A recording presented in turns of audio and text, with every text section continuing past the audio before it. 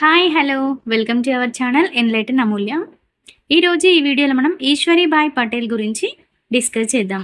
ఈశ్వరీబాయి పటేల్ 1977 దీనినే తొలి కాంగ్రెసేతర విద్యా కమిటీ అని, పాఠ్య ప్రణాళిక సమీక్షా కమిటీ అని, ఇంగ్లీష్‌లో అయితే కరిక్యులమ్ రివ్యూ కమిటీ అని, ప్రాథమిక విద్య పాఠ్య ప్రణాళిక సమీక్షా కమిటీ అని పిలవడం జరుగుతుంది.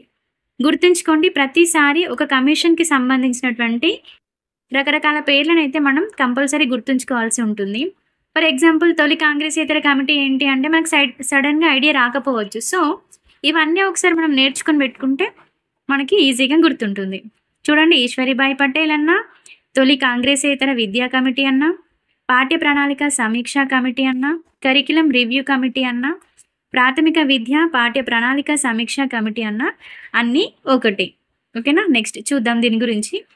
1977లో అప్పటి జనతా గవర్నమెంట్ పాఠ్య పుస్తకాల్ని సమీక్షించడానికి మరియు ప్రాథమిక విద్యలో మార్పులు తీసుకువచ్చేందుకు గుజరాత్ విశ్వవిద్యాలయానికి వైస్ ఛాన్సలర్గా ఉన్నటువంటి ఈశ్వరీబాయి జే పటేల్ అధ్యక్షతన ఒక కమిటీని నియమిస్తుంది.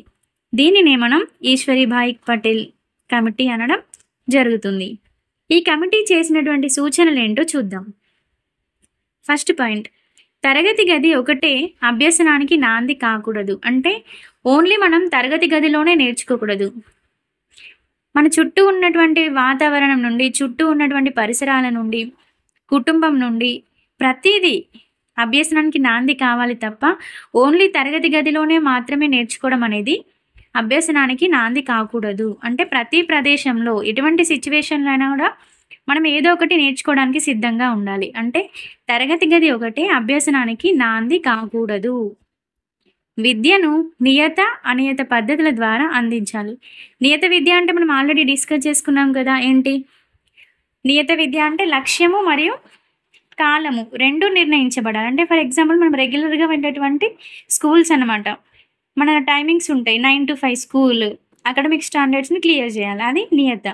అనియత విద్య అంటే సింపుల్గా డిస్టెన్స్ ఎడ్యుకేషన్ అన్నమాట. ఈ రెండు పద్ధతుల ద్వారా విద్యని అందించాలి. సిలబస్ గురించి చూద్దాం. సిలబస్ గురించి ఏం చెప్పింది? సిలబస్ని రూపొందించేటప్పుడు రాష్ట్ర ప్రభుత్వాలకు, స్థానిక సంస్థలకు, విద్యా బోర్డ్స్కి స్వేచ్ఛని ఇవ్వాలి. అంటే సిలబస్ ఎవరైతే రూపొందిస్తున్నారో సిలబస్ రూపొందించే ముందు రాష్ట్ర ప్రభుత్వాన్ని మరియు స్థానిక సంస్థల్ని వాళ్ళ ఒపీనియన్ అడిగేంత ఛాన్స్ ఇవ్వాలన్నమాట. అంటే చెప్పలేము ఎవరి ఆలోచనలు ఎలా ఉంటాయి. ఇప్పుడు స్థానిక సంస్థలకి వాళ్ళ గ్రామంలో జరిగే పరిస్థితులు కానీ, అక్కడ ఆచారాలు, అలవాట్లు రాష్ట్రం మొత్తం, దేశం మొత్తం ఒకేలా ఉండకపోవచ్చు. సో, అటువంటి వాటికి కూడా ప్రాధాన్యం ఇచ్చి వాళ్ళ ఒపీనియన్ అడిగితే మనం సిలబస్లో కొన్ని మార్పులు అయితే తీసుకురావచ్చు. సో సిలబస్ని రూపొందించే ముందు రాష్ట్ర ప్రభుత్వాలకు, ఇంకా స్థానిక సంస్థలకి కూడా స్వేచ్ఛని ఇవ్వాలి. అంటే వాళ్ళ ఒపీనియన్సే చెప్పనివ్వాలి. ఏ సిలబస్ అయితే పెడితే బాగుంటుంది, ఏ సిలబస్ అయితే సమాజానికి యూజ్గా ఉంటుంది, సమాజంలో ఉండేటువంటి ఆచార వ్యవహారాలనే మన పాఠ్యపుస్తకంలో ఉంటే ఈజీగా అర్థమవుతుంది. మనం పుస్తకంలో చదువుకునేది ఒకటి, సమాజంలో ఒకటి ఉంటే అది ఎఫెక్టివ్గా ఉండదు. స్థానిక పరిస్థితుల ప్రకారం సిలబస్ని రూపొందించాలి. ఇప్పుడు ఇదివరకు మాట్లాడిందంతా కూడా స్థానిక పరిస్థితుల ప్రకారం సిలబస్ని రూపొందించాలి అనే కాన్సెప్ట్ కిందకే వస్తుంది. చూడండి, 1 to 5th క్లాస్ వాళ్ళకి సిలబస్ ఎలా ఉండాలంటే, ఫస్ట్ 1 to 5th క్లాసెస్కి ఖచ్చితమైన టైం టేబుల్ అవసరం లేదు. టైం టేబుల్ని పట్టించుకోకుండా విద్యార్థికి అనుకూల సమయంలోనే బోధించండి.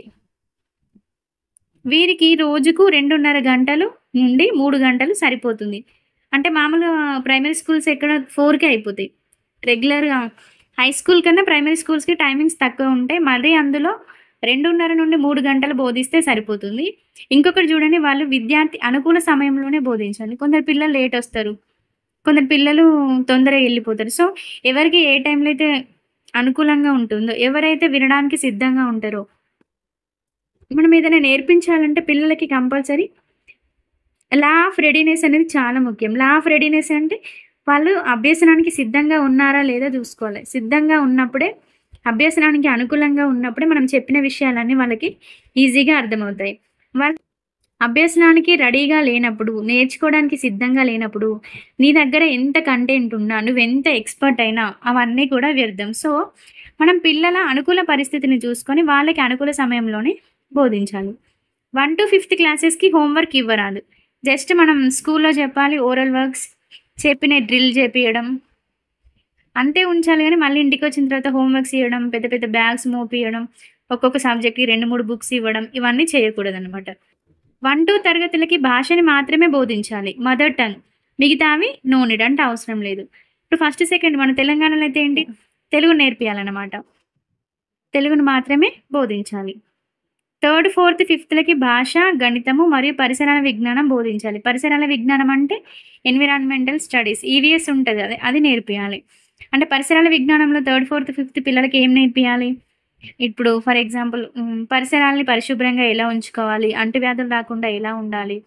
దోమలు ఎక్కువగా రాకుండా ఉండాలంటే ఏం చేయాలి? వ్యర్థ పదార్థాలు పడేయాలి. సో, ఇటువంటివి అన్నమాట.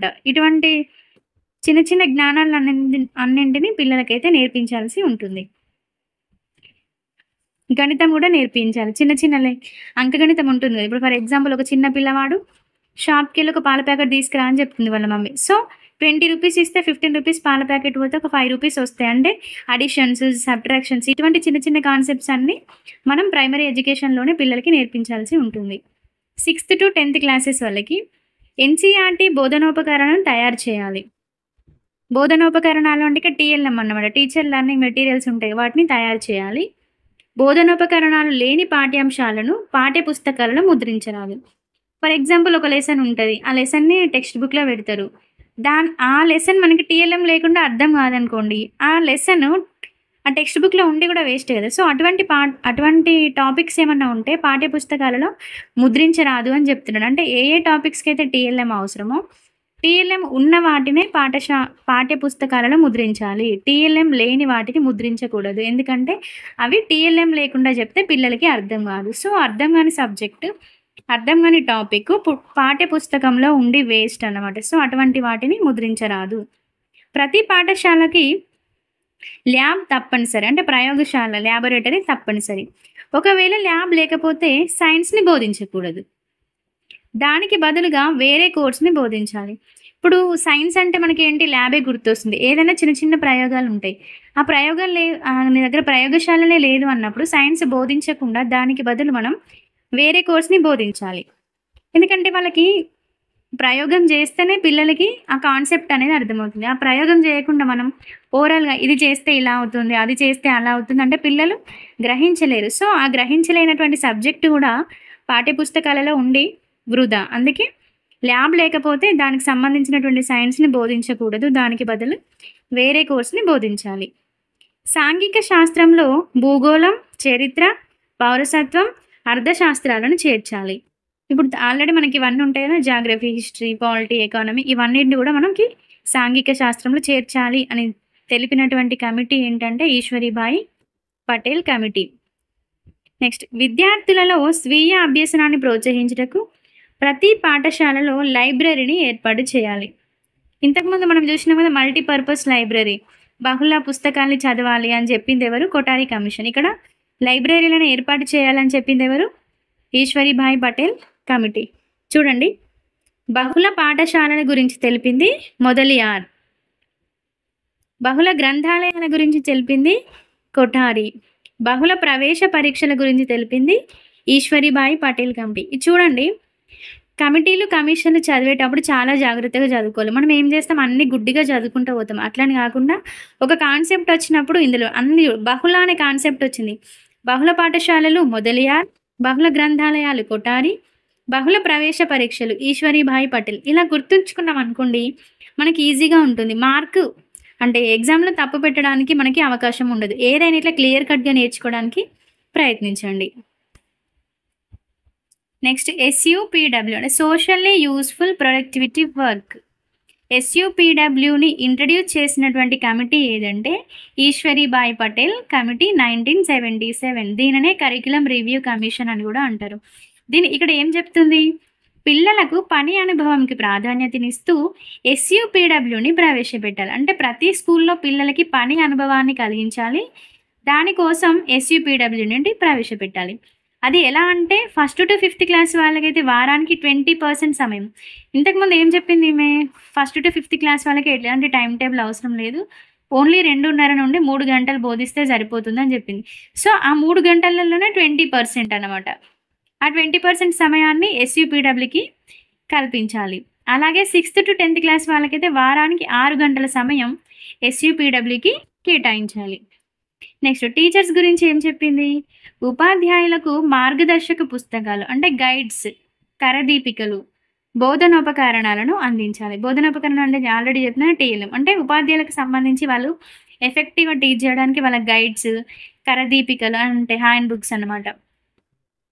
పాంప్లెట్స్, టీఎల్ఎమ్స్ ఇలాంటివన్నీ ప్రొవైడ్ చేస్తే ఉపాధ్యాయులు ఎఫెక్టివ్‌గా టీచ్ చేయగలుగుతారు. నెక్స్ట్ బహుళ ప్రవేశ విధానం. అంటే ఇంతకుముందు చెప్పినది బహుళ ప్రవేశ విధానం అంటే ప్రవేశం అంటే ఎంట్రీ. ఎప్పుడైనా రావచ్చు, ఎప్పుడైనా ఎళ్ళొచ్చు అన్నట్టు చూడు.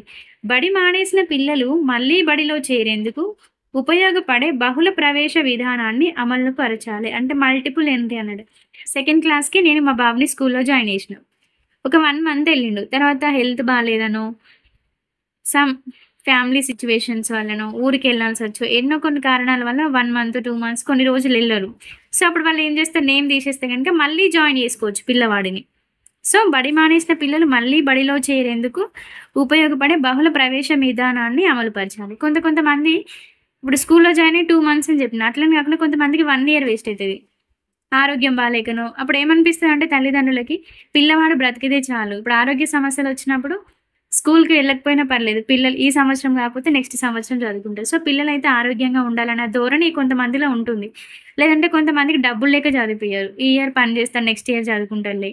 సో, ఇటువంటి రకరకాల సిట్యుయేషన్స్ ఉంటాయి. మనం వీటిని ఏమంటారు ప్రిడిక్ట్ చేయలేం. సో, ఎన్నో సిట్యుయేషన్స్ డిఫరెంట్ సిట్యుయేషన్స్ ఉంటాయి కాబట్టి అటువంటి సిట్యుయేషన్ వచ్చిన పిల్లల్ని మళ్ళీ బడిలో చేరేందుకు ఉపయోగపడే బహుళ ప్రవేశ విధానాన్ని అమలుపరచాలి. సో, బహుళ ప్రవేశ విధానాన్ని గురించి తెలిపిన కమిటీ ఏంటంటే ఈశ్వరీబాయి పటేల్ కమిటీ. ఇక్కడ గుర్తుంచుకోండి బహుళ పాఠశాలలు మొదలియార్ కమిషన్, బహుళ గ్రంథాలయాలు కొఠారి కమిషన్, బహుళ ప్రవేశ పరీక్షలు ఈశ్వరీబాయి పటేల్ కమిటీ.